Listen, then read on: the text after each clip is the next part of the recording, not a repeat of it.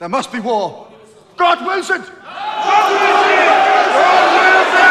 What's going on, everyone? Welcome back to another episode of Unpopular Opinion, and today, guys, I am going to be reviewing the new Netflix series, Adolescence. Yeah. Now, guys, you probably know I don't usually talk TV or anything besides movies when I do reviews, but, you know, I was begged to do this. Some of my coworkers, some of my friends, they begged me to watch this series. They begged me to do a review on it. I don't really like TV that much compared to movies. I'm more of a movie guy. I'm not really much of a TV person, but I'm giving in to popular demand. I'm acquiescing upon that request. We do our duty, gentlemen. We do what we must do. And I'm gonna be honest, you know, when I heard the premise, I didn't really want to watch it. And my overall attitude to TV when I have to watch shows when people ask me to is this. I do this under protest. So I want to make something very, very clear, guys. This is not a political video. This is not a political channel. And the only reason I say that is because the overall message and theme and morals from this show, it's heavily tied to the political or I guess cultural ideologies of feminism, the manosphere, Red Pill. I'm just reviewing this as a TV show. You know, I'm a critic, or I like to pretend to be a critic. I like to discuss movies, discuss TV shows, and give my overall opinions. So just keep that in mind. This is not a political video. Also, before we get into it, I humbly ask that you give this video a like and you subscribe to this channel because believe it or not, one like can actually go a long way and it really helps me out. So hit that subscribe, hit that like. Also, follow me on Instagram. That's going to be linked below. Let's get into it. So the overall concept of the show Adolescence is there was a young man who, spoiler alert, killed a classmate of his after she rejected him. So he wanted to take her out on a date. She rejected him. She was bullying him, calling him all these really mean names. And so he killed her. And then the rest of the show is basically like a investigation as to why he did what he did and then how it affects his overall community and his parents, his school, all of that stuff. And it really centers on the idea of how boys can become radicalized by figures like Andrew Tate or the Red Pill or the Manosphere, and that's pretty much the overall story. I don't know what you mean. Liar. I'm gonna be honest, this was not a good show. Like, even accidentally, this was not a good show. Say again? All right, so discussing the show from like a technical or like cinematic filmmaking point of view, from a production standpoint, it was done in a way to give the impression that it was all filmed in one shot. Maybe it was, I don't know, but it kind of just seemed like it was a ripoff of 1917.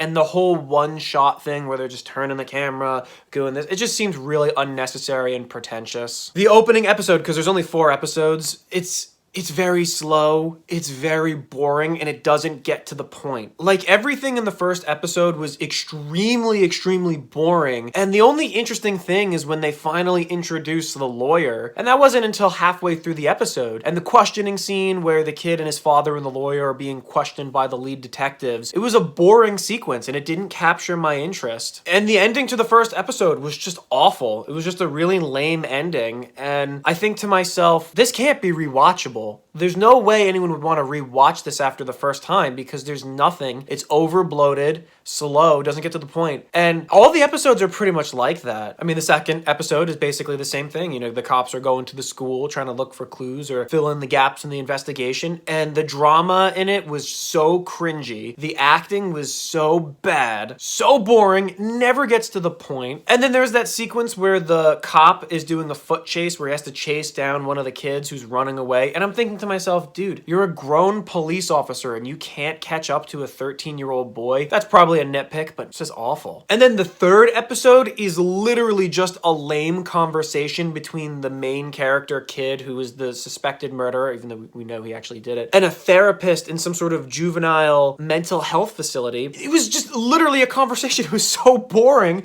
and it wasn't like interesting, insightful, you know, because sometimes just plain conversations based off of interesting concepts or great performances can be captivating. You know, Silence of the Lambs, The King's Speech, 12 Angry Men. This was not that. I felt like I was in math class watching this. It was an hour long. It was so boring and so over the top. Like, you have the kid yelling, "You can't talk to me that way. You can't talk to me that way. Order pickle sandwich." Oh, I forgot to mention, this is a British show. This is a British show. And Britain, here we go again. doing some crazy stuff. No offense, because I love British people. You guys have great history. You've done some pretty incredible things. But there's just something about British entertainment that usually doesn't land well with me. There are some exceptions for sure, but this was just not it. And don't even get me started on the 4th episode. The 4th and final episode was just, it was like the family adjusting to how their communities reacted to what their son did, how his son killed a classmate. We didn't need to see them getting in their van and having a car ride conversation play out in real time as they drive to the store. Honestly, I just don't get the point of the show. It wasn't entertaining. I felt like I was in math class. It was so boring. The only thing that I think is kind of cool about the show is the fact that one of the actors, who's basically, he's the writer and one of the producers and the star, he was in Pirates of the Caribbean. He played Scrum in On Stranger Tides and Dead Men Tell No Tales. Scrum.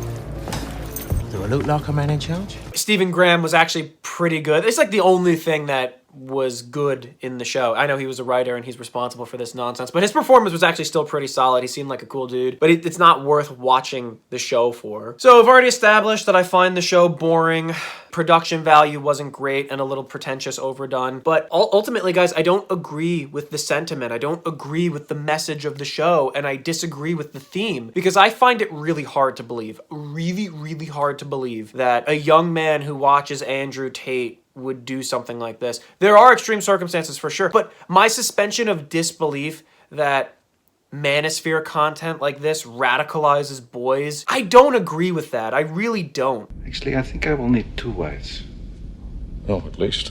So I don't like the show from an entertainment point of view. The entertainment value, the production value is bad. And then I also disagree with the message of it. That's just like a double whammy of negativity that makes me think this is just not for me. You know, there are times where I disagree with the political messaging or the morals and the themes of a TV show or a movie, but I could still find it enjoyable. I think the prime example, there's this movie called Love, Simon. I don't agree with the message and the morals and the theme of that movie, but it's still a really good movie and I'd watch it any time of the week. Same thing, What Women Want with Mel Gibson. I love that movie and I hate the fact that I have to admit that, even if I disagree with the theme. And this, I disagree with the theme, but it's also a bad show, which just makes it worse. And overall, you know, like I said, this is not a political video or channel, but the backlash from this show, wow, oh my gosh, like people are going crazy over it. There's either people on one side of the aisle praising it, saying, oh, this is great, and then there's people on the other side who are like, this is really bad, this is bad, horrible. Piers Morgan, I love his YouTube channel. He's basically like the Jerry Springer of YouTube. He had this big panel on to discuss it, and it turned into like an extremely